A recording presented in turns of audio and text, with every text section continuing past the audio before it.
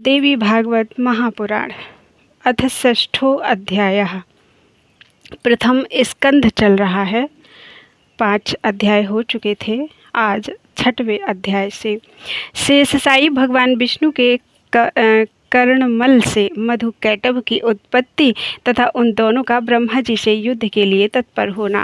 ऋषिगण बोले, हे सौम्य, आपने मधु और कैटभ के साथ भगवान विष्णु द्वारा महासिंधु में 5000 वर्ष तक युद्ध किए जाने की पहले चर्चा की थी। महावीर संपन्न, किसी से भी पराभूत न होने वाले तथा देवताओं से भी अपराजेय वे दोनों दानव उस एकार्णव के जल में किससे प्रादुर्भूत हुए, वे असुर क्यों उत्पन्न हुए तथा भगवान के द्वारा उनका वध क्यों किया गया। हे महामते, आप यह परम अद्भुत आख्यान हमको सुनाइए। हम लोग यह कथा सुनने के इच्छुक हैं और आप अति प्रसिद्ध वक्ता हैं। हमारा और आपका यह संपर्क देवयोग से हुआ है। मूर्ख के साथ स्थापित किया गया संपर्क विष से भी अधिक अनिष्टकर होता है और इसके विपरीत विद्वानों का संपर्क पीयूष रस के तुल्य माना जाता है माना गया है। पशु भी जीवन यापन करते हैं, वे भी आहार ग्रहण करते हैं, मलमूत्र आदि का विसर्जन करते हैं और विषयासक्त होकर इंद्रियजन्य सुख की अनुभूति करते हैं, किंतु उनमें अच्छे बुरे का लेस मात्र भी ज्ञान नहीं होता तथा वे मोक्ष की प्राप्ति कराने वाले विवेक से भी रहित होते हैं। अतएव उत्तम बातों को सुनने में जो लोग श्रद्धा भाव नहीं रखते, उन्हें पशु तुल्य ही समझना चाहिए। मृग आदि बहुत से पशु श्रवण सुख का अनुभव करते हैं और कान विहीन सर्प भी ध्वनि सुनकर मुग्ध हो जाते हैं। 5 ज्ञानेंद्रियों में श्रवणेन्द्रिय तथा दर्शनेन्द्रिय दोनों ही शुभ होती हैं, क्योंकि सुनने से वस्तुओं का ज्ञान प्राप्त होता है और देखने से मनोरंजन होता है। हे महाभाग, विद्वानों ने निर्धारित करके कहा है कि सात्विक, राजस तथा तामस भेदानुसार श्रवण 3 प्रकार का होता है। वेद शास्त्र आदि का श्रवण सात्विक, साहित्य का श्रवण राजस तथा युद्ध संबंधी बातों एवं दूसरों की निंदा का श्रवण तामस कहा गया है। प्रज्ञावान पंडितों द्वारा सात्विक श्रवण के भी उत्तम, मध्यम तथा अधम ये 3 प्रकार बताए गए हैं। उत्तम श्रवण मोक्ष की प्राप्ति कराने वाला, मध्यम श्रवण स्वर्ग देने वाला तथा अधम श्रवण भोगों की उपलब्धि कराने वाला कहा गया है। विद्वानों ने अच्छी तरह सोच समझकर ऐसा निर्धारण किया है। साहित्य भी 3 प्रकार का होता है। जिस साहित्य में स्वकीय नायिका का वर्णन हो वह उत्तम, जिस साहित्य में वेश्याओं का वर्णन हो वह मध्यम तथा जिस साहित्य में पर स्त्री वर्णन हो वह अधम साहित्य कहा गया है। शास्त्रों की परम निष्णात विद्वानों ने तामस श्रवण के 3 भेद बताए हैं। किसी पापाचारी के संहार से संबंधित युद्ध वर्णन का श्रवण उत्तम, कौरव पांडवों की तरह द्वेष के कारण शत्रुता में युद्ध वर्णन का श्रवण मध्यम तथा अकारण विवाद एवं कलह से हुए युद्ध के वर्णन का श्रवण अधम कहा गया है। हे महामते, इनमें पुराणों के श्रवण की ही प्रधानता मानी गई है, क्योंकि इनके श्रवण से बुद्धि का विकास होता है, पुण्य प्राप्त होता है और समस्त पाप नष्ट हो जाते हैं। अतएव हे महामते, पूर्व काल में द्वैपायन महर्षि व्यास से सुनी हुई समस्त कामनाओं को सिद्ध करने वाली परम पवित्र पौराणिक कथा कहिए। सूत जी बोले, हे महाभाग, इस पृथ्वी लोक में आप लोग धन्य हैं और मैं भी धन्य हूँ, क्योंकि आप लोगों में कथा सुनने के प्रति और मुझ में कथा कहने के प्रति विवेक जागृत हुआ है। पूर्व काल में प्रलयावस्था में जब तीनों लोक महाजल राशि में विलीन हो गए और देवाधिदेव भगवान विष्णु शेष शैया पर सो गए, तब विष्णु के कानों की मैल से मधु कैटभ नामक 2 दानव उत्पन्न हुए और वे महाबली दैत्य उस महासागर में बढ़ने लगे। वे दोनों दैत्य क्रीड़ा करते हुए उसी सागर में इधर उधर भ्रमण करते रहे। एक बार क्रीड़ा परायण विशाल शरीर वाले उन दोनों भाइयों ने विचार किया कि बिना किसी कारण के कोई भी कार्य नहीं होता। यह एक सार्वत्रिक परंपरा है। बिना किसी आधार के आधेय की सत्ता कदापि संभव नहीं है। अतः आधार आधेय का भाव हमारे मन में बार बार आता रहता है। अति विस्तार वाला तथा सुखद यह जल किस आधार पर स्थित है, किसने इसका सृजन किया, यह किस प्रकार उत्पन्न हुआ और इस जल में निमग्न हम लोग कैसे स्थित हैं, हम दोनों कैसे पैदा हुए और किसने हम दोनों को उत्पन्न किया, हमारे माता पिता कौन हैं, इस बात का भी कोई ज्ञान हम दोनों को नहीं है। सूत जी बोले, इस प्रकार चिंतन करते हुए वे किसी निश्चय पर नहीं पहुँचे। तब कैटभ ने जल के भीतर अपने पास स्थित मधु से कहा। कैटभ बोला, हे भाई मधु, हम दोनों के इस जल में स्थित रहने का कारण कोई अचल महाबली शक्ति है, ऐसा ही मैं मानता हूँ। उसी से समुद्र का संपूर्ण जल व्याप्त है और उसी शक्ति के आधार पर यह जल टिका हुआ है तथा वे ही परात्परा देवी हम दोनों की भी स्थिति का कारण है। इस प्रकार विविध चिंतन करते हुए वे दोनों दानव जब सचेत हुए तब उन्हें आकाश में अत्यंत मनोहारी बाग्वी स्वरूप एवं वाणी सुनाई पड़ी। उसे सुनकर उन दोनों ने सम्यक रूप से हृदयंगम कर लिया और वे उसका दृढ़ अभ्यास करने लगे। तदनंतर उन्हें आकाश में कौंधती हुई सुंदर विद्युत दिखलाई पड़ी। तब उन्होंने सोचा कि निसंदेह यह मंत्र ही है और यह सगुण ध्यान ही आकाश में प्रत्यक्ष दृष्टिगत हुआ है। तदनंतर वे दोनों दैत्य आहार का परित्याग कर इंद्रियों को आत्मनियंत्रित करके उसी विद्युत ज्योति में मन केंद्रित किए हुए समाधिस्थ भाव से जप ध्यान करने में लीन हो गए। इस प्रकार उन दोनों ने 1000 वर्षों तक कठोर तपस्या की, जिससे वे परात्परा शक्ति उन दोनों पर अतिशय प्रसन्न हो गई। घोर तपस्या के लिए अपने निश्चय पर दृढ़ रहने वाले उन दोनों दानवों को अत्यंत परिश्रांत देखकर उन पर कृपा के निमित्त यह आकाशवाणी हुई, हे दैत्यों, तुम दोनों की कठोर तपश्चर्या से मैं परम प्रसन्न हूँ। अतएव तुम दोनों अपना मनोवांछित वरदान मांगो, मैं अवश्य दूंगी। सूत जी बोले, तदनंतर उस आकाशवाणी को सुनकर उन दानवों ने कहा, हे देवी, हमारी मृत्यु हमारी इच्छा अनुसार हो। हे सुव्रते, हमें आप यही वरदान दीजिए। वाणी ने कहा, हे दैत्यों, मेरी कृपा से अब तुम दोनों अपनी इच्छा से ही मृत्यु को प्राप्त होगे। दानव और देवता कोई भी तुम दोनों भाइयों को पराजित नहीं कर सकेंगे, इसमें संदेह नहीं। सूत जी बोले, भगवती से ऐसा वरदान प्राप्त कर वे दोनों दैत्य मदोन्मत्त होकर उस महासागर में जलचर जीवों के साथ क्रीड़ा तत्पर हो गए। हे विप्रो, कुछ समय व्यतीत होने पर उन दानवों ने संयोगवश जगत सृष्टा ब्रह्मा जी को कमल के आसन पर बैठे हुए देखा। उन्हें देखकर युद्ध की लालसा से वे दोनों महाबली दैत्य प्रसन्न हो उठे और ब्रह्मा जी से बोले, हे सुव्रत, आप हम लोगों के साथ युद्ध कीजिए, अन्यथा यह पद्मासन छोड़कर आप अविलंब जहाँ जाना चाहें वहाँ चले जाइए। यदि आप दुर्बल हैं तो इस शुभ आसन पर बैठने का आपका अधिकार कहाँ? कोई वीर ही इस आसन का उपभोग कर सकता है। आप कायर हैं, अतः अति शीघ्र इस आसन को छोड़ दीजिए। उन दोनों दैत्यों की बात सुनकर प्रजापति ब्रह्मा चिंता में पड़ गए। तब उन दोनों बलशाली वीरों को देखकर ब्रह्मा जी चिंताकुल हो उठे और मन ही मन सोचने लगे कि मुझ जैसा तपस्वी इनका क्या कर सकता है। बोलो वृंदावन बिहारी लाल की जय। इति श्रीमद्देवी भागवते महापुराणे अष्टादशसहस्राम संहितायां प्रथम स्कंधे मधुकैटभयोर् युद्धोद्योग वर्णनम नाम षष्ठो अध्याय। अथ सप्तमो अध्याय। ब्रह्मा जी का भगवान विष्णु तथा भगवती योग निद्रा की स्तुति करना। सूत जी बोले, तदनंतर उन दोनों वीरों को देखकर सर्वशास्त्र वेदता ब्रह्मा जी साम दान भेद आदि नीतियों के माध्यम से युद्ध की समाप्ति के उपायों को सोचने लगे। इनके वास्तविक बल का मुझे कोई ज्ञान नहीं है। नीति के अनुसार जिसके बल की जानकारी ना हो उसके साथ युद्ध करना कदापि उचित नहीं होता। यदि मैं इस समय इन मदोन्मत्त दुष्ट दानवों की स्तुति करता हूँ तो इससे स्वयं मेरे द्वारा अपनी निर्बलता प्रकाशित होगी। निर्बलता प्रदर्शित करने पर इनमें से कोई एक ही मेरा वध कर देगा। इनके साथ इस समय मैं ना तो दान नीति और ना तो भेद नीति को ही उपयुक्त समझ रहा हूँ। अतः इस समय उचित यही है कि मैं शेष नांग पर सोए हुए चतुर्भुज एवं पराक्रमी भगवान विष्णु को जगाऊं। वे मेरी विपत्ति अवश्य ही दूर करेंगे। मन में ऐसा सोचकर कमलनाल का आश्रय लेकर पद्मयोनि ब्रह्मा जी मन ही मन दुखनाशक विष्णु के शरणागत हो गए। वे शुभ संबंधनों के द्वारा योग निद्रा के कारण स्पंदन रहित उन नारायण जगतपति भगवान विष्णु को जगाने के लिए उनकी स्तुति करने लगे। ब्रह्मा जी बोले, हे दीनानाथ, हे हरे, हे विष्णु, हे वामन, हे माधव, भक्तों की पीड़ा हरने वाले, हे हृषिकेश, हे सर्वव्यापिन, हे जगतपते, हे अनंत स्वरूप, हे वासुदेव, हे अंतर्यामिन, हे जगत के स्वामी, हे दुष्टों तथा शत्रुओं का संहार करने में एकाग्र चित्र वाले, हे चक्रधर, हे गदाधर, हे सर्वज्ञ, हे सर्वलोकेश, हे सर्वशक्ति संपन्न, हे देवेश, हे दुखनाशन, अब आप उठिए और मेरी रक्षा कीजिए। हे विश्वंभर, हे विशालाक्ष, हे पुण्य श्रवण कीर्तन, हे जगत श्रेष्ठा, हे निराकार, हे सृष्टि पालन संहार के कारक, हे महाराज, ये दोनों मदोन्मत्त दानव मेरा वध करना चाहते हैं।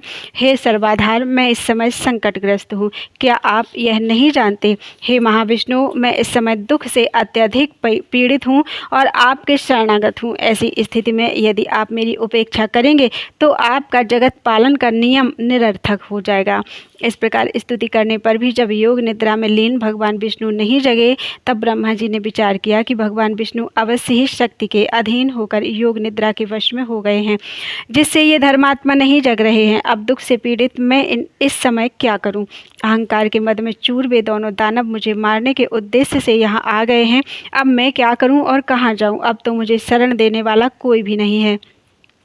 इस प्रकार मन ही मन सोचते हुए वे एक निष्कर्ष पर पहुंचकर एकाग्रचित्त होकर उन भगवती योग निद्रा की स्तुति करने लगे। उन्होंने अपने मन में यह दृढ़ विचार रख लिया कि वे ही महाशक्ति मेरी रक्षा करने में समर्थ हैं, जिन्होंने भगवान विष्णु को भी चेतनाहीन तथा निष्पन्द कर दिया है।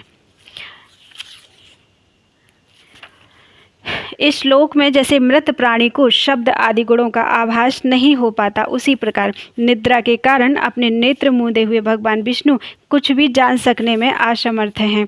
मेरे द्वारा नानाविध स्तुति किए जाने पर ही भगवान विष्णु निद्रा का त्याग नहीं कर रहे हैं। अतएव मैं मानता हूँ कि निद्रा इनके अधीन नहीं है, अपितु निद्रा के द्वारा ही ये वशीभूत कर लिए गए हैं। जो प्राणी जिस किसी के वश में हो जाता है वह निश्चय ही उसी का दास बन जाता है।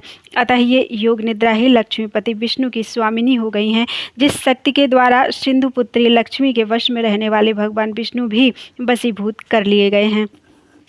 उन्हीं भगवती ने निश्चित रूप से इस जगत को अपने अधीन कर रखा है। मैं ब्रह्मा, विष्णु, शंकर, सावित्री, लक्ष्मी एवं पार्वती, हम सभी उन्हीं के अधीन हैं, इसमें कुछ भी संशय नहीं है। भगवान विष्णु भी जिस शक्ति के वशीभूत होकर विवश हुए से उसी प्रकार सो रहे हैं जिस प्रकार एक सामान्य प्राणी सोता है। तब अन्य महापुरुषों के विषय में क्या कहा जाए। अतः अब मैं योग निद्रा का ही स्तवन करूँगा, जिनकी कृपा से निद्रा मुक्त होकर जनार्दन सनातन भगवान वासुदेव युद्ध के लिए उद्योग करेंगे। तदनंतर ऐसा निश्चय कर कमल नाल पर विराजमान ब्रह्मा जी भगवान विष्णु के अंगों में व्याप्त उन योग निद्रा की स्तुति करने लगे।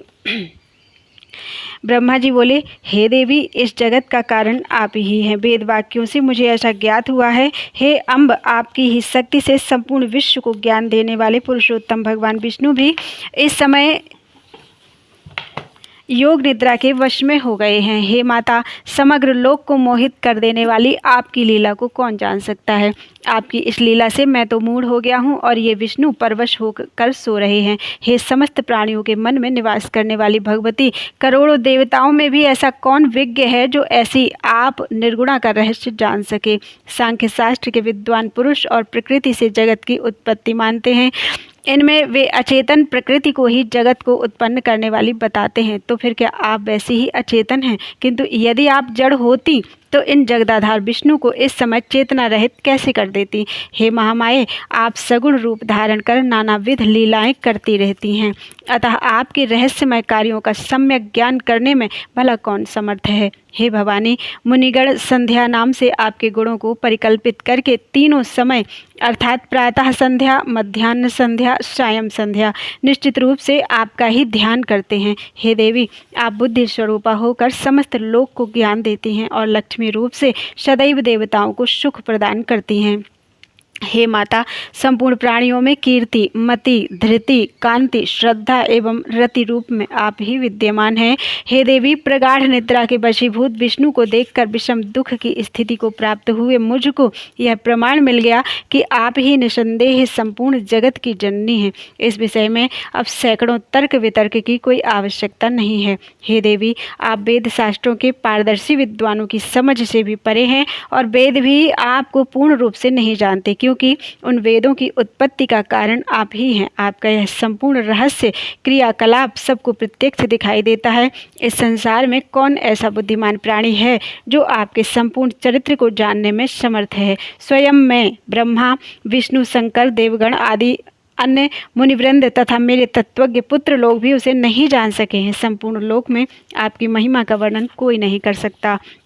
हे देवी, यदि यज्ञों में वैदिक विद्वान हवन कार्य के समय आपके स्वाहा नाम का उच्चारण ना करें तो देवगण अपना यज्ञ भाग नहीं प्राप्त कर सकते। अतएव आप ही देवताओं का भी भरण पोषण करती हैं। हे भगवती, आपने पहले भी समय समय पर दैत्यों द्वारा उत्पन्न किए गए भयों से हमारी रक्षा की है, उसी प्रकार इस समय भी हमारी रक्षा करें। मैं आपकी शरण में हूँ। हे देवी, हे वरदे, मधु के साथ भयानक इस कैटभ को देखकर मैं अत्यंत भयाक्रांत हूँ। आपकी योग माया ने भगवान विष्णु के शरीर के सभी अवयवों को अपने वश में कर रखा है, अतः वे मेरी इस विषम विपत्ति को नहीं जान रहे हैं। हे महानुभावे, या तो आप इस समय आदिदेव को मुक्त कर दें अथवा इन दोनों महादैत्यों का वध कर दें। इनमें से जो आपको उचित जान पड़े वह कीजिए।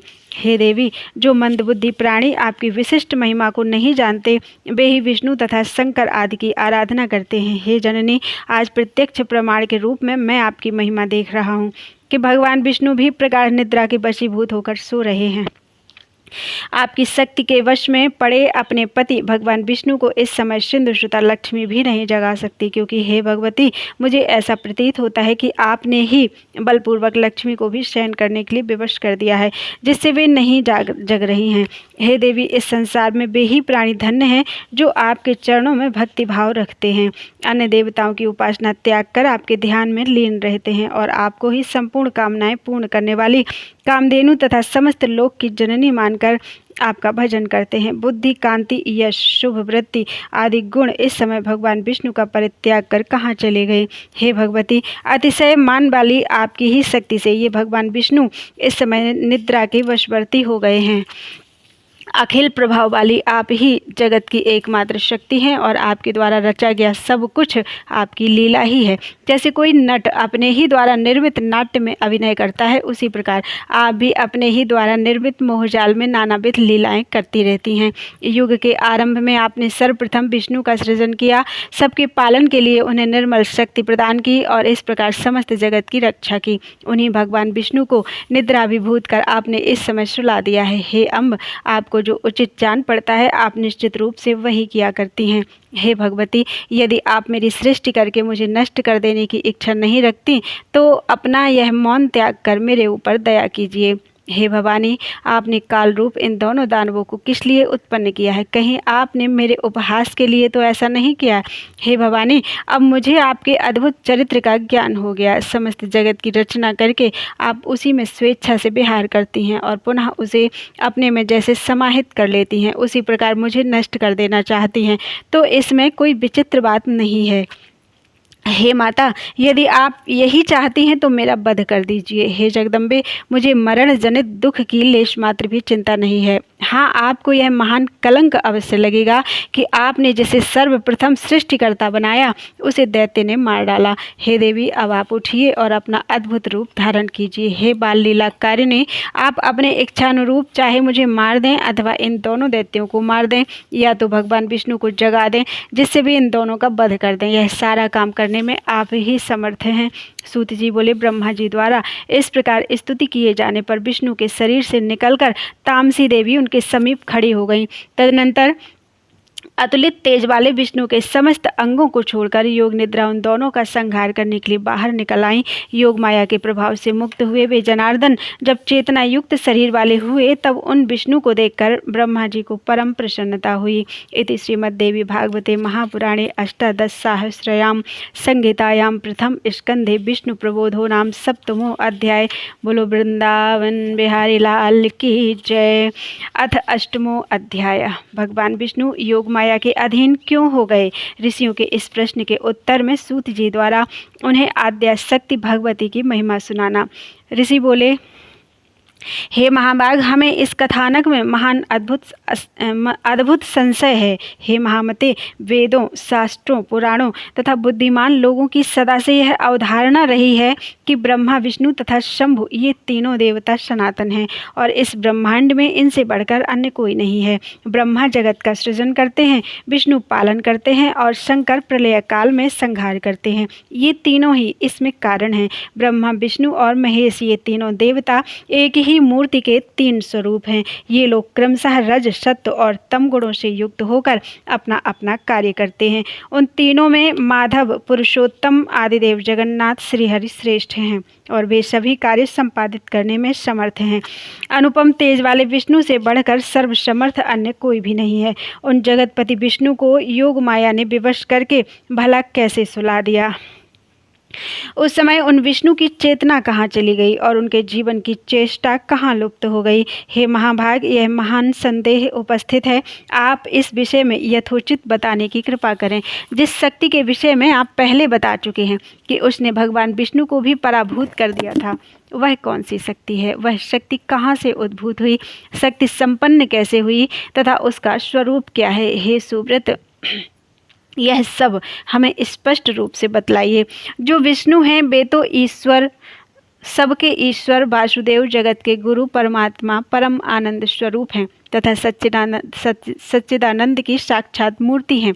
सब कुछ करने में समर्थ हैं, सबका पालन करने वाले, सभी चराचर का सृजन करने वाले, रजोगुण से रहित, सर्वव्यापी और पवित्र हैं। वे परात्पर विष्णु निद्रा की परतंत्रता में कैसे आबद्ध हो गए?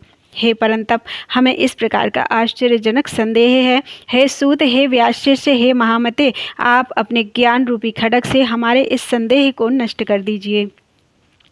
सूत जी बोले, हे मुनिजन, इस चराचर जगत में कौन ऐसा है जो इस शंका का समाधान कर सके, जबकि ब्रह्मा के पुत्र शनकादि मुनि तथा नारद, कपिल आदि भी इस विषय में मोहित हो जाते हैं। हे मुनि श्रेष्ठ, हे महाभाग, तब इस जटिल समस्या के समाधान में मैं क्या कहूँ? देवताओं में भगवान विष्णु ही सर्वव्यापी एवं सभी भूतों के रक्षक कहे गए हैं। उन्हीं से इस चराचर समस्त विराट संसार की सृष्टि हुई है। वे सभी देवता परात्पर परमात्मा को नमस्कार करके नारायण, ऋषिकेश, वासुदेव, जनार्दन रूप में उनकी उपासना करते हैं। कुछ लोग महादेव, शंकर, शशिशेखर, त्रिनेत्र, पंचवक्त्र, शूलपाणी और वृषभध्वज के रूप में उन्हीं की उपासना करते हैं। सभी वेदों में भी त्र्यंबक, कपर्दी, पंचवक्त्र, गौरी देहार्धधारी, कैलाशवासी, सर्वशक्ति समन्वित, भूतगणों से सेवित एवं दक्ष यज्ञ विध्वंसक आदि नामों से उनका गुणगान किया गया है। हे महाभागो, वैदिक विद्वान लोग सूर्य आदि नामों से भी नित्य प्रातः, सायं तथा मध्याह्न काल में संध्या करते समय विविध प्रकार की स्तुतियों से उन्हीं की प्रार्थना करते हैं। सभी वेदों में सूर्योपासना श्रेष्ठ कही गई है तथा महात्मा का नाम परमात्मा कहा गया है। वेदों में सर्वत्र वेदज्ञों द्वारा अग्निदेव की भी स्तुति की गई है। वहाँ त्रिलोकेश, इंद्र, वरुण तथा अन्य देवताओं की भी स्तुति की गई। जिस प्रकार गंगा अनेक धाराओं में विद्यमान रहकर प्रवाहित होती है, उसी प्रकार महर्षियों द्वारा भगवान विष्णु सभी देवताओं में विद्यमान बताए गए हैं। मनीषी विद्वानों ने 3 प्रकार के मुख्य प्रमाण बताए हैं, प्रत्यक्ष, अनुमान और तीसरा शब्द प्रमाण। अन्य न्याय के पंडित 4 प्रमाण मानते हैं, प्रत्यक्ष, अनुमान, उपमान एवं शब्द प्रमाण। परंतु अन्य अर्थात मीमांसा के विद्वान लोग अर्थापत्ति को लेकर 5 प्रमाण मानते हैं। पौराणिक विद्वान 7 प्रमाण बताते हैं। इन प्रमाणों से भी जो दुर्गेय हैं वह हैं परब्रह्म। इसलिए इस विषय में बुद्धि, शास्त्र एवं निश्चयात्मिका युक्ति से बार बार विचार करके अनुमान करना चाहिए। साथ ही सन्मार्ग का अनुसरण करने वाले दृष्टांत द्वारा इस प्रत्यक्ष विज्ञान का चिंतन बुद्धिमान मनुष्य को सर्वदा करते रहना चाहिए। प्रायः सभी पुराण तथा विद्वान ऐसा कहते हैं कि ब्रह्मा में सृष्टि करने की शक्ति, विष्णु में पालन करने की शक्ति, शिव में संहार करने की शक्ति, सूर्य में प्रकाश करने की शक्ति तथा शेष और कच्छप में पृथ्वी को धारण करने की शक्ति स्वभावतः विद्यमान रहती है। इस प्रकार एकमात्र वे आद्या शक्ति ही स्वरूप भेद से सभी में व्याप्त रहती हैं। वे ही अग्नि में दाहकत्व शक्ति तथा वायु में संचार शक्ति हैं। कुंडलनी शक्ति के बिना शिव भी शव बन जाते हैं। विद्वान लोग शक्तिहीन जीव को निर्जीव एवं असमर्थ कहते हैं। अतएव हे मुनिजनों, ब्रह्मा से लेकर तृण पर्यंत सभी पदार्थ इस संसार में शक्ति के बिना सर्वथा हेय हैं। क्योंकि स्थावर जंगम सभी जीवों में वह शक्ति ही काम करती है। यहाँ तक कि शक्तिहीन पुरुष शत्रु पर विजयी होने, चलने फिरने तथा भोजन करने में भी सर्वथा असमर्थ रहता है। वह सर्वत्र व्याप्त रहने वाली आदि शक्ति ही ब्रह्म कहलाती है।